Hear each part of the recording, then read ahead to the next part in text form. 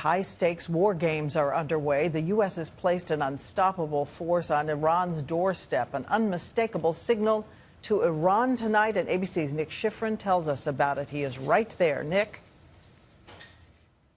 Diane, we're sailing on the nuclear-powered USS Eisenhower, and we're only about 50 miles from Iran. Never before has the U.S. flexed so much muscle so close to Iran. More jets, ships, and nations taking part than ever before. The U.S. has sent 2 aircraft carriers into this region, and each one has more than 40 of these. These are F-18s that could reach thousands of miles into Iranian airspace.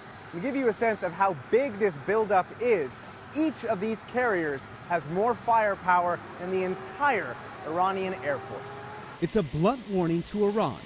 Don't follow through on the threat to close the Strait of Hormuz, where 1/5 of all the world's oil passes through. If Israel attacks Iran's nuclear sites, Iran promises to fill these waters with boats packed with explosives. The U.S. hopes tensions calm, but Israel warns that Tehran is only 6 months away from a potential nuclear weapon.